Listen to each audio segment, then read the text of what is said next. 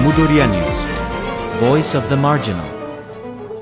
নমস্কার, আমুদরিয়া নিউজে সকলকে জানাই স্বাগত। আমি বর্ণা। লেখক কখনো আমাদের কাছে, আবার আমরা কখনো লেখকের কাছে। একেবারেই আজ শিল্প সাধনা বিভাগের আরো একটি নতুন পর্বে আমরা এবারে হাজির লেখকের কাছে। শুধু লেখক নন, আজ আমার সাথে যিনি রয়েছেন তিনি হলেন বহুমুখী প্রতিভা সম্পন্ন একজন মানুষ। ঠিক কিরকম বলছি, তিনি পেশায় শিক্ষক, প্রধান শিক্ষক, তার পাশাপাশি তিনি একজন আবৃত্তিকার, তিনি একজন চিত্রশিল্পী, তিনি একজন সঞ্চালক এবং সাংবাদিক। চলুন প্রথমেই বলি, উনি হলেন সুশান্ত নন্দী। আজ আমরা কথা বলবো সুশান্ত বাবুর সাথে। প্রথমেই নমস্কার স্যার। নমস্কার। কেমন আছেন? ভীষণ ভালো আছি এবং ভীষণ ভালো আমি সবসময় থাকি। একেবারে। শিল্প চর্চা কেমন চলছে? ওটাই তো আমার সাধনা, আর অবসর সময়টা ওটাতেই ডুবে থাকি, ভীষণ ভালো থাকি। প্রথমে আপনার লেখালেখির কথা শুনি, কেমন চলছে লেখালেখি? এখন কি লিখছেন, কি কি বিষয়ে লিখেছেন? আসলে প্রতিদিন সকালে উঠে আমার প্রথম যেটা কাজ, মর্নিং ওয়াক সেরে লেখালেখিতে বসা, ডুবে যাওয়া, পড়া তারপর লেখা। আগে বিশেষ করে আমি ছড়া কবিতা লিখতে পছন্দ করি। গদ্য খুব একটা পড়ার সময় পাই না, লেখারও সময় পাই না। তো ছড়া কবিতা প্রতিদিনই লিখি, প্রত্যেক দিনই লিখি, অল্প হলেও লিখি, এটা আমার অভ্যাস। কি কি লিখেছেন এখনো পর্যন্ত?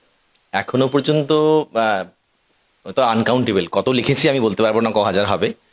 তবে ছড়া এবং মূলত হচ্ছে আমার কবিতা হলে সেটা হচ্ছে অনুকবিতা। আমি ওয়ান লাইনার, টু লাইনার এগুলো তো বেশি পছন্দ করি। মানে মানুষের পড়ারও সময় কম, মানুষের লেখারও সময় কম, ওই জন্য মাইক্রো, সব আমার মাইক্রো হয়ে গেছে সব। আপনার ছড়া লেখার শুরু কবে থেকে? ছড়া লেখা, আমার কবিতা লেখাটাই মূলত আগে শুরু হয়েছিল। ছড়া লেখাটা খুব একটা বেশি দিন হয়নি, এই বছর 10 হবে হয়তো ছড়া লেখাটা। প্রথম যখন আপনি ছড়া কবিতা লিখতেন, সেগুলো পড়ে শোনাতেন, কেমন অনুভূতি হতো আপনার নিজের, এবং আপনার অপোজিটে যিনি শুনতেন তার কি প্রতিক্রিয়া থাকতো? প্রথম ছড়া কবিতা, ছড়া যখন লেখা শুরু করি, তখন মনে হয়েছিল যে ছড়া লেখাটা খুব কঠিন মনে হয়। ঠিক ছড়াকার হয়ে ওঠা হয়তো আমার হবে না, কারণ এই অন্ত মিলে শুধু মেলানো নয়, অর্থকে মেলানো খুব চাপের ছিল আর কি। এখন যেটা খুবই সহজ, এখন যে কোনো বিষয় আমাকে দিয়ে দেওয়া হোক, আমি মুহূর্তের মধ্যে বানিয়ে ফেলবো, সেই জায়গাটা তৈরি করে ফেলেছি আর কি। তখন ভালো লাগতো। আসলে ছড়া চর্চা খুব একটা হয় না সব জায়গাতে, সবাই কবিতায় লেখে, গল্প লেখে, এই জন্য সবার থেকে একটু আলাদা থাকতে ভালো লাগে। সবাই ছড়া চর্চা করে না, অথচ ছোটদের নিতে ভাবতে হয়, ওদের জগৎ বিশেষ করে ওটা। আপনি নিজে একজন আবৃত্তি শিল্পী, তো সেক্ষেত্রে আবৃত্তি শিল্পীদের কি কি বিশেষ গুণ থাকা দরকার, তাহলে সে একজন ভালো আবৃত্তি শিল্পী হতে পারবে বলে আপনার মনে হয়? সবার প্রথমে বলবো যে আগে জানা উচিত, শেখা উচিত উচ্চারণ, যেটা আমাদের স্কুলে কখনো শেখানো হয় না। উচ্চারণ না জানলে পরে কিন্তু এই জগতে আসা যাবেই না, প্রথম বাধা। তারপর কণ্ঠটাও একটা ম্যাটার করে, অবশ্যই ভালো কণ্ঠের অধিকারী হতে হবে, এবং স্মরণ শক্তিটাও রাখা ভীষণ দরকার। এই 3টে গুণ মূলত দরকার, সঙ্গে আরো তো অনেক রয়েছে আর কি, মূলত এই 3টি গুণ রাখা দরকার বলে আমার মনে হয়। একদম। আপনি বাচ্চাদের আবৃত্তি শেখান, সেই স্কুলে আপনি কিভাবে, যারা একদম বিগিনার, কিছু জানে না, একদম প্রথম দিকে যারা স্টুডেন্ট, তাদের কিভাবে শুরুটা শেখান? তাদের হচ্ছে প্রথম ওরা তো ভালোভাবে কথাই বলতে পারে না। তো ওই ছোট যেগুলো শিশুতোষ ছড়া আছে না, একদম ছোটদের ছড়া, যেগুলো বাড়িতে ওরা রাইমস করে, ইংলিশ বাংলা, এই 4 লাইনের ছড়া, 2 লাইনের ছড়া, এগুলো ওদেরকে দিয়ে আমি মানে কোথাও মানে বড় দীর্ঘ জায়গায় আমি যাই না। ওদের কখনো হাততালি দিচ্ছে, আমরা হাততালি দিয়ে, ওরা বলছে তালে ছন্দে, থাকে না। তারপরে আস্তে আস্তে একটু এগোই, যেমন বাপুরাম সাপুরে এগুলো আছে, এগুলো পরবর্তীতে। তার আগে 4 লাইনের যেগুলো আছে না, এই যে খোকন করে মায়, বা এই জাতীয় যেগুলো আমরাও পড়েছি ছোটবেলাতে, এখনো কিছু আপগ্রেডেশন হয়েছে, এখন ওদের জন্য কিছু হয়েছে, সেগুলো করাই। ওগুলো নিয়ে বেশ ভালোই লাগে, ওদেরও ভালো লাগে, আমারও ভালো লাগে।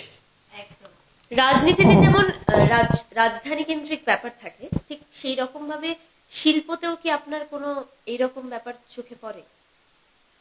আসলে এটা আমাদের ছোটবেলা থেকেই সিনিয়ররা মাথায় ঢুকিয়ে দেয় যে প্রতিষ্ঠা পেতে গেলে ভালো জায়গায় যেতে গেলে তোমাকে রাজধানী যেতে হবে, কলকাতা যেতে হবে, ঠিক আছে।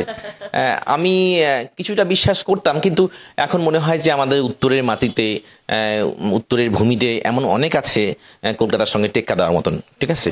তো আমার মনে হয় না যে এটা খুব একটা ম্যাটার করে। যদি প্রতিভা এবং গুণ থাকে তাহলে মানুষ নিশ্চয়ই খুঁজে নেবে তাকে।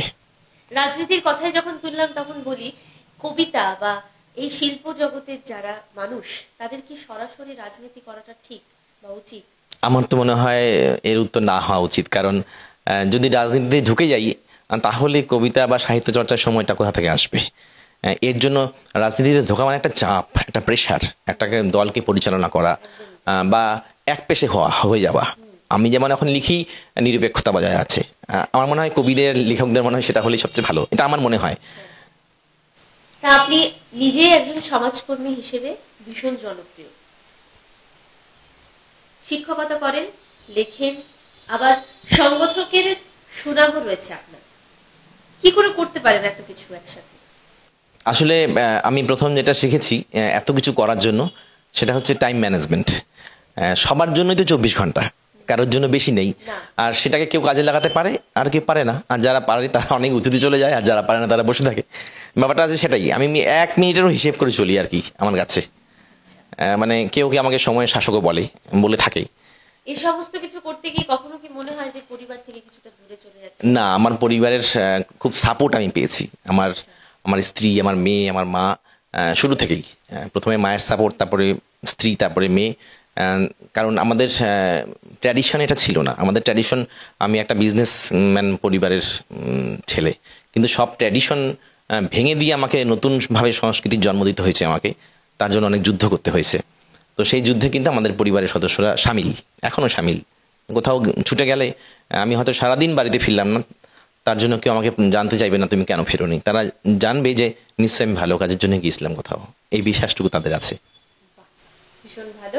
2000 সালের পরে যারা লেখালেখির সাথে যুক্ত, মানে 2000 সালের পরে যে প্রজন্ম, সেই প্রজন্মের প্রচুর ছেলেমেয়ে কিন্তু লেখালেখি করছে, তাদের উদ্দেশ্যে আপনি কি পরামর্শ দেবেন?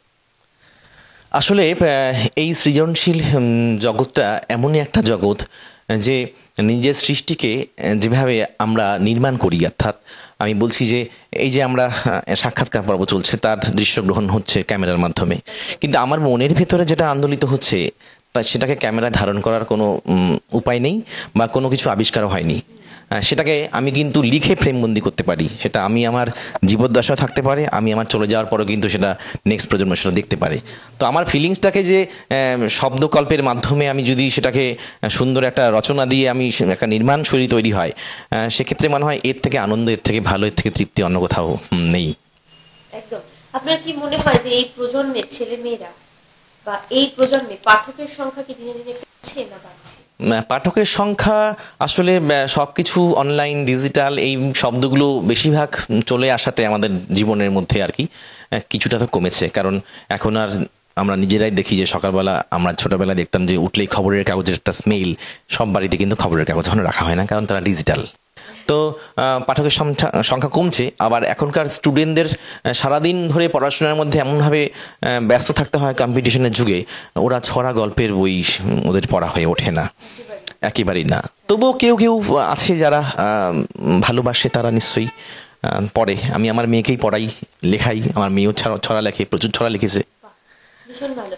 তা এই যে আপনি চিত্রশিল্পীর সাথে, মানে চিত্রকলার সাথে যুক্ত, আর তার পাশাপাশি আবৃত্তিও করছেন, তো সমস্ত কিছুই করতে গেলে না একটা প্র্যাকটিসের খুব দরকার। সেই সময়টা কখন বার করেন? আমার সকালটাই সময়। আমি সারাদিন ছুটে বেড়াই, কখনো স্কুল, কখনো সাংবাদিকতা, কখনো বিভিন্ন অনুষ্ঠান তো লেগেই থাকে আমাদের। আর তাছাড়া এই সোশ্যাল ওয়ার্কের ব্যাপারটাও প্রতি সপ্তাহেই থাকে আমাদের। তো এই সকালটাকে বেছে নিয়েছি। সকালবেলা বেশ কয়েক ঘন্টা স্কুল যাওয়ার আগে পর্যন্ত আমি আর অন্য কোথাও এনগেজ হই না, পরিবারের 2-1 কাজ ছাড়া। তো সেই সকালটাকে কখনো আবৃত্তি চর্চা করছি, কখনো লিখছি, কখনো ছবি আঁকছি, মানে যখন যেটা মনে হয় আর কি, যে এটা ভালো লাগছে তাহলে এটাই করি আর কি।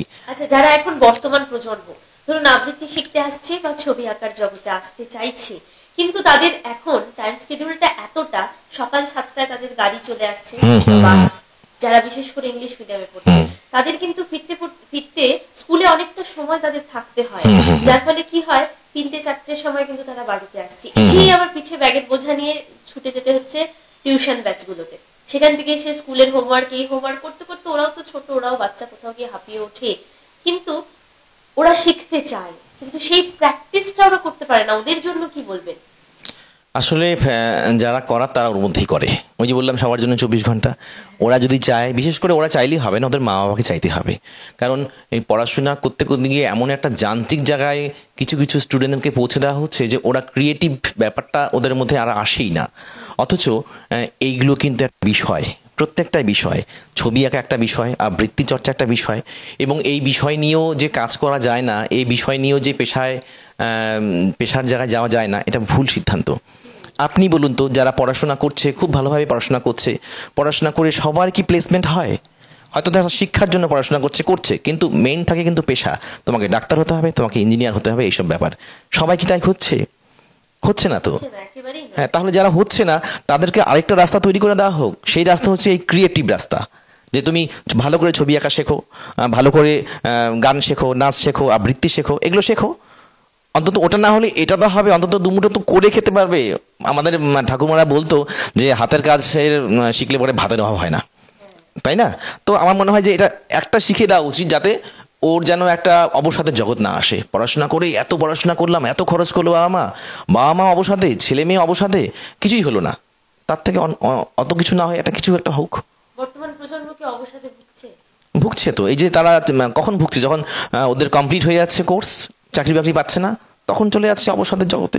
আমাদের ইসলামপুরেই এই ডেন্ডাইট খাচ্ছে, রেললাইনের পাড়ে গিয়ে ডেন্ডাইট খাচ্ছে, আর অনেক নেশায় আসক্ত হচ্ছে। কেন হচ্ছে তারা?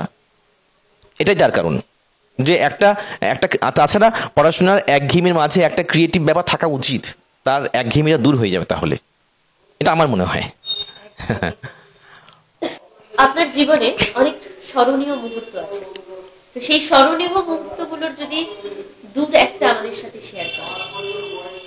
স্মরণীয় মুহূর্ত এই মুহূর্তে যে কটা মনে পড়ছে, 2-3টা হবে হয়তো। যেদিন আমি প্রথম চাকরির অ্যাপয়েন্টমেন্ট লেটার পাই, মানে আমার ছোটোবেলা থেকে ইচ্ছে ছিল যে আমি একজন শিক্ষক হব। সবার ইচ্ছে তো, ছোটোবেলার ইচ্ছে তো আর পূরণ হয় না, ইচ্ছে স্বপ্ন হয়ে থেকে যায়। তো যেদিন অ্যাপয়েন্টমেন্ট লেটারটা পেলাম, আমি আমার বাবার হাতে দিলাম সেই অ্যাপয়েন্টমেন্ট লেটারটা। বাবা চেয়েছিল যে বিজনেসম্যানের ছেলে বিজনেসম্যানই হবে, কিন্তু আমার ভালো লাগতো না ব্যবসা। আমি দিলাম, বাবা তখন চোখ দিয়ে জল ফেলছে যে সত্যি ওর ইচ্ছে পূরণ হলো। তার ইচ্ছা হয়তো পূরণ হয়নি, কিন্তু আমারটা হলো আর কি, আমি যেটা চাইছিলাম আর কি। এটা একটা স্মরণীয় মুহূর্ত। আরেকটা স্মরণীয় মুহূর্ত, লেখালেখির জগতে প্রবেশ করে বাংলাদেশের তখনকার রাষ্ট্রপতি হোসেন মোহাম্মদ এরশাদ, তার হাত থেকে আমি একটা সম্মান গ্রহণ করেছিলাম, সার্ক সম্মান। এটা আমার অনেক বড় প্রাপ্তি ওপার বাংলায়। আরও দুটো আছে ওপার বাংলায়, আমি 2টো স্বর্ণপদক পেয়েছি লেখালেখি করেই আর কি, একটা ঢাকাতে, একটা চট্টগ্রামে। সেটাও বড় প্রাপ্তি একটা। আর একটা বড় প্রাপ্তি যে আমি একটু আগে বলছিলাম যে আমি মাইক্রো জিনিস খুব পছন্দ করি, মানে শুধু লেখা নয়, আমার অনেক বই আছে একদম মাইক্রো, মানে 1/2 ইঞ্চি বা 1 ইঞ্চি এরকম বইও আছে। তো তার মধ্যে একটা বই আমি লিখে আমি ইন্ডিয়া বুক অফ রেকর্ডসের নাম লিখিয়েছি। মানে আমার ভারতবর্ষের সবচাইতে ছোট কবিতার বই যেটা, সেটা এটা আমার বলতে ভালো লাগে। এই গত বছর সেটা সেই রেকর্ড করেছি। এটা আমার বড় একটা স্মরণীয় মুহূর্ত। একেবারেই তাই। আপনার এতটা চলার পথে কোনো আক্ষেপ? আমার তো আমি একজন টেনশন ফ্রি মানুষ, আর আমার কোনো আক্ষেপ নেই। আমার সব কিছুতেই আমি সব জায়গায় আনন্দটা খুঁজে নেই। আমার কোনো আক্ষেপই নেই সেরকম, যে আমি যা চাইনি তাই হয়তো হয়েছে। কারণ আমি এই ব্যবসায়ী পরিবারের ছেলে হওয়াতে আমি হয়তো এত কিছু চাইনি। আমি ভাবিও নি যে আমি একজন আবৃত্তিকার হব। কারণ আমার একসময় মুখের উচ্চারণ এতটাই অস্পষ্ট ছিল যে আমাকে ডাক্তার বলেছিল যে আবৃত্তি শেখো। সেই আবৃত্তি শিখতে গিয়ে আমি যে আবৃত্তিকার হয়ে যাব, সঞ্চালক হয়ে যাব, এটা আমি ভাবিনি। আমি যেগুলো ভাবিনি সেগুলো আমার হয়ে গেছে, তো আমার আক্ষেপ থাকবে কোথায় আর? আপনি এখনই যেটা বললেন যে যেখানেই যাই সেখানেই আনন্দটা খুঁজে নিই, তো এই মুহূর্তে আমার মাথায় একটা প্রশ্ন এলো, সেটা আমি করতে চাই। তো এই যে শিল্পী যারা হয় তাদের জীবনে তো অবসাদ থাকে, দুঃখ থাকে, কিন্তু শিল্পীদের কি এটাই নেচার হয় যে তারা যেখানেই যাবে সেখানেই তাদেরকে আনন্দটা খুঁজে নিতে হবে? আসলে আনন্দের পরিবেশটা খুঁজে না নিলে পরে আমি আমার যে শিল্পটা নিয়ে, যেই শিল্পটা আমি উপস্থাপন করতে যাব বা কিছু একটা পারফর্ম করতে যাব, মনটা যদি খারাপ থাকে, টেনশন থাকে, সেটা আমরা আসবেই না। আমি যত বড় শিল্পী হই না কেন, আমার সেটা তো আসবেই না। তাই আমার মনে হয় যে আনন্দটাই হয়তো শেষ কথা। আমি আনন্দ থাকলে পরে আমার সব কিছু ভালো হবে। এটা পজিটিভ। আমার সবসময় নেগেটিভিটি নেই, আমার সবসময় পজিটিভ, বি পজিটিভ সবসময়। তার মানে অলওয়েজ হাসি খুশি থাকতে হবে। হ্যাঁ, থাকতে হবে, কিন্তু যেমন আমরা লেখালেখি করি, এবার যদি আমাকে কি বলে বিষাদের কবিতা লেখো, এখন আনন্দের মুহূর্তে আমি বিষাদের কবিতা কিভাবে লিখবো, এটা একটা বিষয় না? তো কি কখনো যে বিষাদের মুহূর্ত আসে না, আসে, কিন্তু ওটাকে আমরা কি করি, আমি কি করি, তাড়াতাড়ি কাটিয়ে উঠি, মানে আমি বেশিক্ষণ সেখানে থাকতে পারি না। যেমন আমার যখন বাবা মারা যায়, যখন আমি শ্মশান থেকে ফিরি, সেই ফিরতে ফিরতে আমি কবিতা লিখছি, এবং সেটা আমার জীবনের বিষাদের সবচেয়ে সেরা কবিতা আমার কাছে। কারণ আমার মনে হয় বিষাদের কবিতা লেখার জন্য যে বিষাদের জায়গাটা থাকলে পরে সেই টাচি ব্যাপার আসে না, ওটা তো তৈরি করলে পরে তো একটা কৃত্রিম ব্যাপার আসবে, কিন্তু সেখানে থেকে যদি লেখা যায়, সেটাকে ফিল করে যদি লেখা যায়, তাহলে তার থেকে আর ভালো কি হতে পারে। ভীষণ ভালো লাগলো আপনার সাথে কথা বলে, অনেক অনেক ধন্যবাদ। শিল্প সাধনা বিভাগের আমরা এই পর্বের অনুষ্ঠান শেষ করব, তবে তার আগে অবশ্যই আপনার কাছ থেকে আপনার লেখা একটি কবিতা আমরা শুনবো। আমার সামনে একটা ছড়া আছে, যেটা আমি আজকেই লিখেছি। একদম, যেহেতু বসন্তকাল এসে গেল, তাই বসন্তের কিছু কিন্তু আমরা শুনবো। ছড়ার নাম রং বসন্ত। লাল নীল আর হলুদ সবুজ রামধনু রং আলো, এত রঙের মেলা রে ভাই, সেই ভালো সেই ভালো, আহা সেই ভালো সেই ভালো। বসন্ত আজ রঙিন হবে আকাশে বাতাসে, সবাই যেন মন খুশিতে খিলখিলিয়ে হাসে। ফাগ ফাগুনের মেলা রে ভাই, আগুন পলাশ ফুলে, তোমার জন্য রং এনেছি আঙুলে আঙুলে। এমনি দিনে আমার পাশে তোমাদেরকে পেলে, স্বপ্ন উড়ান হয়ে আমি উড়ব ডানা মেলে। আমরা সবাই রইব মেতে, হই হই হই রবে, প্রতি বছর ফিরব এমন বসন্ত উৎসবে। বাহ, ভীষণ সুন্দর। বসন্তের আগমন খুব সুন্দর করে করলেন আপনি। এই শিল্প সাধনা বিভাগে আজ আমরা কথা বললাম সুশান্ত নন্দীর সাথে। খুব সুন্দর আলাপচারিতায় আমরা মেতে উঠেছিলাম, সেই সঙ্গে ওনার লেখা একটি কবিতাও আমরা শুনলাম। আজ তবে এই পর্যন্তই, আবার দেখা হবে অন্য একটি পর্বে। অসংখ্য ধন্যবাদ আপনাকে। ধন্যবাদ আমোদুরিয়া নিউজকেও ইসলামপুরে আসার জন্য এবং আমার একটি সাক্ষাৎকার গ্রহণ করার জন্য অনেক অনেক ধন্যবাদ।